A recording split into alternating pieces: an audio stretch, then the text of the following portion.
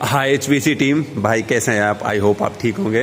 भाई ये वीडियो है, ये जो बहुत से लोगों ने कहा है, ठीक है, तो ये स्पेशल मान के चलिए हमने एचयू का पीपीएम के ऊपर ऑलरेडी डाल दिए।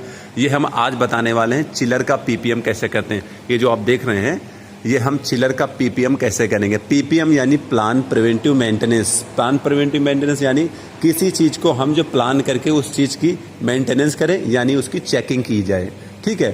तो कुछ चीज़ें इसके अंदर होती है, मान के चलिए गैस होते हैं, कूलेंट होती हैं, ऑयल होता है, वाल वगैरह होते हैं, उसके प्रेशर होता है, अप्रोच होता है, उसके जो बस बार होते हैं। तो हमें इस चीज़ की जो है मतलब कब क्या चीज़ चेक करनी होती है, ठीक है।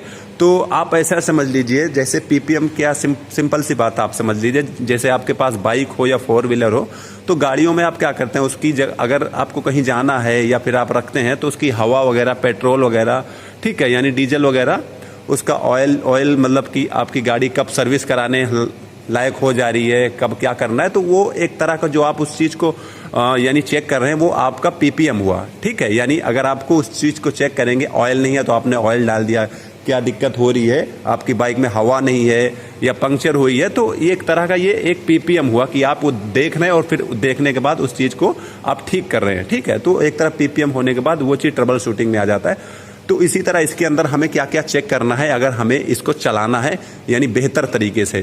तो हमें इसके अंदर कि वही चीज़ें हैं कि हाँ, जैसे आपने गाड़ी जो है चलाने के लिए आपने हवा चेक कर ली, फिर उसके बाद पेट्रोल चेक कर लिया, फिर भाई हमारी गाड़ी सर्विस लायक तो नहीं, कहीं से आवाज़ तो नहीं कर रही है, यानी साउंड तो नहीं कर रहा, नहीं गाड़ी ले जाए खट खट खट खट इंसल्ट हो जाए खामखा सबके सामने। तो ये होता है कि आजकल की, हाँ। तो बात ये है कि यार हम यहाँ पे बात करते हैं अपने चिलर की, ठीक है। तो चिलर में मतलब क्या है कि हमारी जो है गैस का प्रेशर कितना होना चाहिए, हमारा जो है ऑयल पड़ता है, जो हमारा ये पूरा टैंक दिख रहा है, ये राउंड पूरा ये दिख रहा है, इसके अंदर अराउंड 40 लीटर हमारा जो है POE यानी पॉली ईस्टर ऑयल आता है, ठीक है। तो उसका प्रेशर कितना होना चाहिए, ठीक है, उसका टेम्परेचर और भी इसका जो है साउंड वगैरह, तो इस चीज़ पे हम जो है बात करते हैं। तो देखिए पीपीएम यानी पहली चीज़ आप ये समझ लीजिए, चाहे कोई भी ऑपरेटर हो या फ्रेशर हो या फिर सुपरवाइजर हो, पीपीएम जानना उसके लिए ज़रूरी है, क्योंकि अगर आप पीपीएम नहीं करेंगे तो ये जो है ट्रबल शूट हो जाएगा, यानी जो है यानी ये जो है दिक्कत करेगा, साउंड आ रहा है तो ये आए दिन प्रॉब्लम करता रहेगा। पहली चीज़ मान लीजिए आपको डेली या फिर दूसरे दिन या तीसरे दिन इसकी क्लीनिंग तो होनी चाहिए, ठीक है। आपका चीज़ है, आपका सिस्टम है, इसको क्लीन रखना आपकी जिम्मेदारी है, ओके। फिर उसके बाद हम आते हैं इसकी जो है लीकेज वगैरह आपको प्रॉपर चेक करते रहना चाहिए, कहीं से हमारा जो है गैस यानी कहीं से ऑयल वगैरह ऐसा मतलब फील ना हो नहीं पाए कि ऐसा कि हाँ यहाँ से कुछ निकल रहा है। तो ये भी एक तरह का आपको देखना ही एक तरह का पीपीएम हो गया। तो ये चीज़ें आपको डेली बेसिस पे करनी चाहिए, ठीक है। फिर उसके बाद हम आते हैं जो है, देखिए यहाँ पे हमें क्या क्या मेन चीज़ पॉइंट यहाँ पे देखिए, जब भी आपका ये जो चिलर का पीपीएम होगा तो आपको चिलर स्टार्ट करके भी चेक करवाना रहता है और ऑफ करवाते रहना है, ठीक है।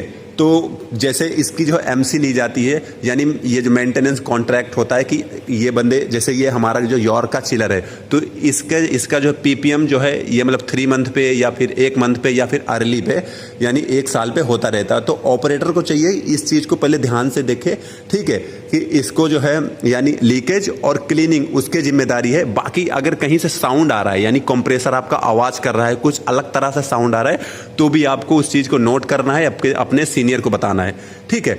अब बात करते हैं जो चीज़ आपके समझ में आए उस चीज़ को हमेशा करना। देखिए सुपरवाइजर हो या फिर ऑपरेटर हो, कोई भी हो, अगर आपको समझ में नहीं आ रहा तो आपको उसमें जो डरने की बात नहीं, आप अपने सीनियर को बोलिए, वो जो है आपके जो है जहाँ से जो कंपनी का चिलर रहता है वो मैक्सिमम जो है वहाँ से जो एमसी होती है, एमसी यानी जो है यानी मेंटेनेंस कॉन्ट्रैक्ट उनका रहता है, वो लोग आके इस चीज़ को देखेंगे क्या है दिक्कत, ठीक है। तो आपको इतना ज़्यादा दिक्कत नहीं करने की। तो यहाँ पे देखिए जो पीपीएम होता है, जैसे हम यहाँ पे भी ऑफ कंडीशन पे चेक कर रहे हैं, तो ऑफ कंडीशन पे भी हमारी जो गैस का प्रेशर अभी आप यहाँ चेक करते हैं, ये स्टैंडिंग प्रेशर यानी 62 PSI यहाँ पे अभी दिखा रहा है। तो ये हमारी R134 इसके अंदर गैस पड़ी हुई है।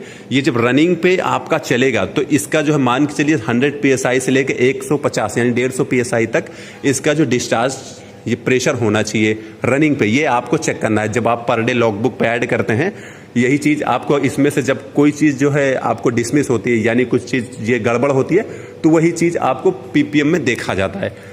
याद रखना, डिस्चार्ज प्रेशर 100 से 150 होना चाहिए, और तुम्हारा सक्शन प्रेशर वो 35 से 40-50 के बीच में होना चाहिए। वो डिपेंड करता है लोड कितना इसको पड़ रहा है। जब लोड बढ़ेगा तो ऑटोमेटिक प्रेशर भी इसका जो बढ़ता है। और स्टैंडिंग प्रेशर जो मैंने बताया 60 से 70 के बीच में रहता है। ठीक है, तो आपको ये चीज़ चेक करना है। ऑयल का प्रेशर याद रखना, ऑयल का प्रेशर 33 से 35 के बीच में होना चाहिए इसका, वो भी आपका पीपीएम है। अगर इसके अंदर पॉलीएस्टर ऑयल है तो 33 से 35 पीएसआई होना चाहिए। देखिए यहाँ पे, अभी यहाँ पे ये हमारा सिस्टम ऑफ है, तो यहाँ पे अभी जो है ये जो कुछ नहीं दिखा रहा है, लेकिन टेम्परेचर आप देख रहे हैं यहाँ पे oil sump temperature 114 degree Fahrenheit. अगर इसको आप सेल्सियस में कन्वर्ट करेंगे तो 45 से 50 डिग्री सेल्सियस में ये आएगा। तो इसका मतलब ये है कि इसका हीटर प्रॉपर काम कर रहा है। सिस्टम हमारा ऑफ है, लेकिन हीटर उस ऑयल को गर्म करके रखा हुआ है। तो ये भी आपको चेक करना रहता है, ऑयल का टेम्परेचर, ऑयल प्रेशर। ठीक है, फिर उसके बाद हम बात करते हैं अपने कूलेंट लेवल की। कूलेंट लेवल ये चीज़ चेक करना है। तो ये सब जो है आपको जो चीज़ आपके डिस्प्ले पे शो करेगी कि हाँ आपका oil temperature, oil pressure, gas का टेम्परेचर, गैस का प्रेशर ठीक चल रहा है नहीं चाहिए, ये आपको डेली बेसिस पे आपको खुद जो ऑपरेटर है और वो जो है आपका सुपरवाइजर है, इसको ये चीज़ चेक करना है पर डे। ठीक है, कि हाँ उस चीज़ को लॉगबुक में नोट किया जाता है, हमारे कितना प्रेशर आ रहा है, कितना क्या चल रहा है। लेकिन जो इसका पीपीएम मेन यानी इंटरनली होता है कि इसका ऑयल कब चेंज होगा, यानी ये ड्रायर कब चेंज होगा। देखिए मेन तो होता है जो 3 महीने पे, ठीक है, यानी 3 मंथ पे आपका कूलेंट चेक होगा। कूलेंट का कलर, ठीक है, कूलेंट का कलर अगर चेंज हो जाएगा तो देखिए यहाँ पे जो कूलेंट का जो है सर्कुलेशन होता है, ठीक है, अगर कूलेंट का ये कलर चेंज होगा तब भी जो है आपको कूलेंट चेंज करना पड़ेगा। वो 3 महीने में आके चेक करते हैं जो ये वेंडर होते हैं जो कंपनी के। ठीक है, फिर उसके बाद 3 महीने बाद जब आते हैं तो इसको स्टार्ट करने के बाद इसकी हीटिंग चेक की जाती है। देखिए यहाँ पे ये पूरा VHD पैनल है, ये जो आप देख रहे हैं ना, ये पूरा VHD पैनल है, यानी एक तरह का VFD जो होता है वेरिएबल फ्रीक्वेंसी ड्राइव, ये एक VHD होता है वेरिएबल स्पीड ड्राइव। जैसे हमारा चिलर अनलोड होता है वैसे वैसे ये अपने लोड को भी कम कर देता है, जिसकी वजह से हमारी एनर्जी सेविंग होती है, यानी लाइट हमारी बचत होती है। और जैसे ही लोड बढ़ता है ये ऑटोमेटिक लोड बढ़ा देता है कहीं। ठीक है, तो इसके अंदर जो भी कंपोनेंट लगे हैं इसकी पूरी तरह से जो है यानी जो क्लीनिंग होती है, और क्लीनिंग के बाद इसकी थर्मोग्राफी यानी इसकी चेकिंग की जाएगी, कोई वायर हमारी लूज नहीं है या कोई वायर हमारी हीट नहीं है। समझ रहे हैं, ये आपको 3 महीने पे वो चेक करते हैं आके। तो और वहाँ पे जो आप देख रहे हैं कूलिंग कॉइल ठीक चल रहा है, वो हमारा फ़ैन है। फ़ैन अगर ऑफ हो जाएगा तो ये एरिया पूरा हीट हो जाएगा, तो ये इंटरनल पार्ट आपके चेंज होंगे, ये आपके पीपीएम में आएगा। ओके, यानी ये सब आपको 3 महीने पे चेक किया जाता है, अगर कुछ खराबी रहती है उसको चेंज किया जाता है। ठीक है, तो ये VHD पैनल का बॉक्स है पूरा, कहीं से हीटिंग या लूजनेस होती है उस चीज़ को टाइट किया जाता है। ठीक है, फिर हम बात करते हैं एबनॉर्मल साउंड की। अगर कहीं भी वो अपने हिसाब से जो चला के चेक करेंगे, कहीं अगर कंप्रेसर में अलग सा साउंड आ रहा है या कहीं से भी साउंड आ रहा है तो उस चीज़ को जो है चेक किया जाता है। फिर आता है हमारा अप्रोच लेवल। याद रहे अप्रोच लेवल जो है,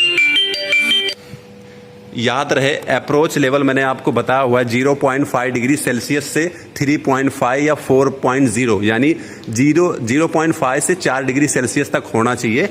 इतने में हमारा जो है एफिशिएंसी जो है इसकी बनी रहती है, तो वो चीज़ अप्रोच भी चेक होता है। बाय द वे अप्रोच जो है रोज चेक होता है, लेकिन जो वो आते हैं वो अपने हिसाब से जो 3 महीने पे वो चीज़ चेक करते हैं। फिर 3 महीने साल भर अगर वो डिस्केलिंग के लायक रहता है तो वो मतलब डिस्केलिंग करते हैं, अगर नहीं है तो ऐसा नहीं है, कोई इसकी लिमिट टाइम नहीं है कि हर साल जो है इसकी डिस्केलिंग हो। अगर आपका अप्रोच लेवल सही चल रहा है तो कोई ज़रूरत नहीं, चाहे 5 साल ये चलता रहे, कोई दिक्कत नहीं है। ठीक है, अगर आपने वाटर का पैरामीटर ठीक लिया हुआ है। उसके बाद आता है हमारा ऑयल प्रेशर, जो मैंने बताया ऑयल का प्रेशर 35 PSI होना चाहिए। ठीक है, जो हमारे ऑयल का प्रेशर इसके अंदर चलता है वो हमारा 35 PSI तक होना चाहिए। रेफ्रिजरेंट प्रेशर जो मैंने आपको पहले बता दिया हुआ है, R134 का स्मॉल ए का जो गैस है उसका टेम्परेचर, उसका प्रेशर जो है डिस्चार्ज 100 से 150 तक है। सक्शन प्रेशर 35 से लेके वो 40 तक जाएगा। ठीक है, फिर उसके बाद हमारा कूलेंट लेवल मैंने आपको बता दिया। कूलेंट लेवल इसके अंदर इसीलिए पड़ता है कि उस टर्मिनल को ठंडा करने के लिए। जो हमारी VHD बॉक्सेस हैं, ये देख रहे हैं, ये VHD है, इसी को ठंडा करने के लिए कूलेंट यूज होता है। और ये कूलेंट जब गर्म होता है ना, क्योंकि ये जब चल रहा है इसकी हीटिंग से वो कूलेंट वापस से गर्म हो जाता है, तो उस गर्मी को जो है रोकने के लिए यहाँ पे हम कूलिंग टावर का पानी देते हैं ये लाइन से, ठीक है। और ये जो फिल्टर लगा हुआ है हीट एक्सचेंजर है, ये जो देख रहे हैं ब्लैक कलर का, ये हीट एक्सचेंजर है। इसको भी वो 3 महीने बाद चेक करते हैं कि देखिए ऐसे जो रस्टी तो ना हो जाए, नहीं तो इसके अंदर कूलिंग टावर का पानी आता है तो ये चोक हो जाता है, जिसकी वजह से इसके अंदर कूलेंट जो गर्म होता है, फिर ये इंटरनल एम्बिएंट टेम्परेचर की वजह से हमारा चिलर ट्रिप हो जाता है। इंटरनल एम्बिएंट यानी ये पूरा इंटरनल है, अंदर का सिस्टम को इंटरनल बोल रहे हैं, तो ये पूरा सिस्टम जो है हीट होने के बाद ये ट्रिप हो जाएगी। इसलिए उस ब्लैक कलर वाले जो हीट एक्सचेंजर को भी क्लीन किया जाता है, ठीक है। वो डिपेंड है कि हाँ वो गंदा है कि नहीं है, बाकी उसका स्ट्रेनर वगैरह वो क्लीन कर दिया जाता है। फिर आता है लीकेज। लीकेज वो अपने हिसाब से जो झाग, जैसे आप साबुन लगा के झाग, जैसे पंचर चेक किया जाता है यार ये नॉर्मल साइकिलों में, उसी तरह साबुन की झाग लगा लगा के यहाँ से अगर पूरे में जो है लगाया जाता है कि जहाँ से जो बुलबुले आने लगे तो समझ लीजिए कहीं से लीकेज है। तो ऐसा वो 3 महीने पे आके वो ये चीज़ चेक किया जाता है, ठीक है। ये सब ये 3 मंथ की थी। फिर आता है 1 ईयर का।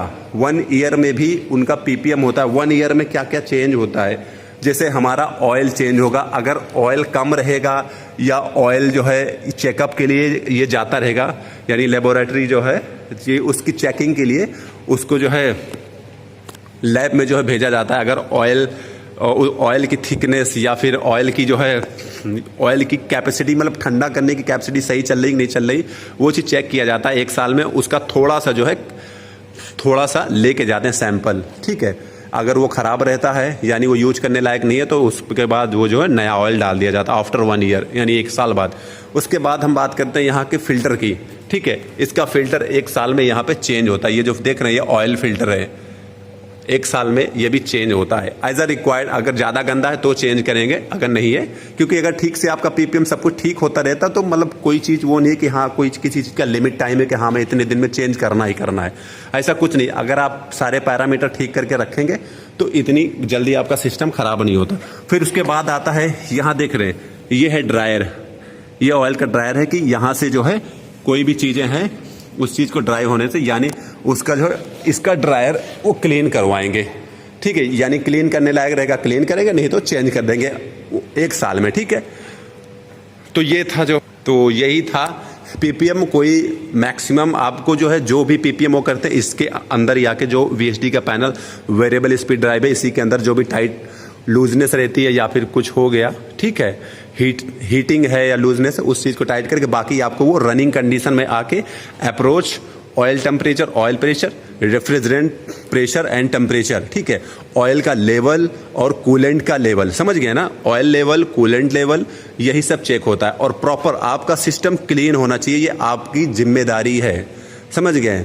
मैं सीधी बात कहता हूँ कि अगर आप कहीं जॉब कर रहे हैं, ठीक है, जहाँ से आपको यार कहने का मतलब रोटी मिल रही है ना, तो वहाँ पे आप याद रखना उस चीज़ से यार मोहब्बत करना और अपने सिस्टम को क्लीन करके रखना। समझ रहे हैं, ये सिस्टम देख रहे हैं ना, ये प्रॉपर क्लीन है, तो ऐसे जो बना के रखना, तो आपकी उसमें जो एक अलग तरह से ये जो परफॉर्मेंस होता है कि हाँ ये बंदा यार काम करने लायक है, ठीक है, ऐसे होता है। तो ठीक है, आई होप ये वीडियो समझ में आई होगी। जो ना हो, जो भी इससे रिलेटिव हो, आप जो है कमेंट कर देना यार। Okay, thank you.